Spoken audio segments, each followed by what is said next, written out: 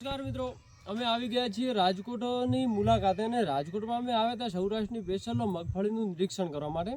આપ જોઈ શકો છો કે આ સંપૂર્ણ મગફળીનું વાવેતર કરેલ છે।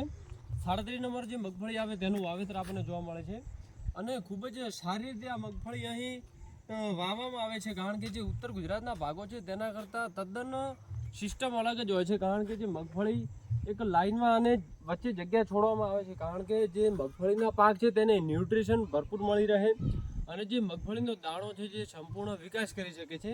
જે આપણે ઉત્તર ગુજરાતની વાત કરીએ તો ત્યાં આવી વચ્ચે ગેપ રાખવામાં આવતી નથી, જેના કારણે જે મગફળી છે જે વિકાસ કરે છે, ડાળીઓનો વિકાસ બહુ બધો વધારે જોવા મળતો હોય છે। પછી મગફળીની અંદર જે આપણે પાક જે દાણા કહી શકીએ તે દાણાનો વિકાસ થોડો ઓછો જોવા મળે છે અને જેના કારણે જે તેલની ટકાવારી છે જે ઉત્તર ગુજરાતની મગફળીઓમાં તે તદ્દન ઓછી જોવા મળતી હોય છે।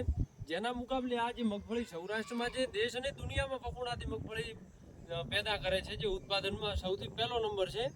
એની મગફળીમાં ગેપિંગ રાખવાના કારણે જે વિકાસ થાય છે જે મગફળીના દાણાનો, અને તેમાં તેલની ટકાવારી પણ ભરપૂર મળતી હોય છે। અને જે ઉપરનો જે આ કહી શકાય કે આપણે ડાળીઓ અને પાંદડા તેનો ઉપયોગ જે પશુ આહાર તરીકે કરવામાં આવે છે, જેથી આપણે જે ઉત્તર ગુજરાતના ભાગો છે અને અમુક મધ્ય ગુજરાતના ભાગો છે ત્યાં થોડી આપણે વિવિધ ટેકનોલોજીથી જો મગફળીનું વાવેતર કરવામાં આવે તો જે તેલની ટકાવારી અને જે તમે આવક મેળવી શકો એ તમારી થોડી બમણી થઈ શકે છે।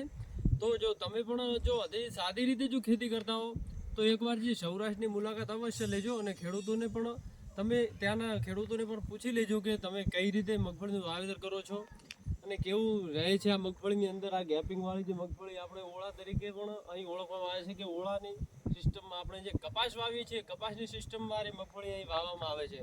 આપ જોઈ શકો છો કે આખું ખેતર જે 37 નંબર મગફળીથી ભરપૂર આપણને લીલુંછમ જોવા મળી રહ્યું છે। તો ઉત્તર ગુજરાતવાસીઓ અને જે મધ્ય ગુજરાતના જે ભાગો છે તો એકવાર અવશ્ય અહીંની વિઝિટ કરી લો। અમે તો આવ્યા હતા જોવા અને બહુ સરસ લાગી આ મગફળી। જો આપણે જો આવી રીતે જો વાવી શકીએ તો ઉત્પાદનમાં પણ સારો વધારો થાય અને ઓછા ખર્ચે વધુ ઉત્પાદન મળી શકે છે। ધન્યવાદ।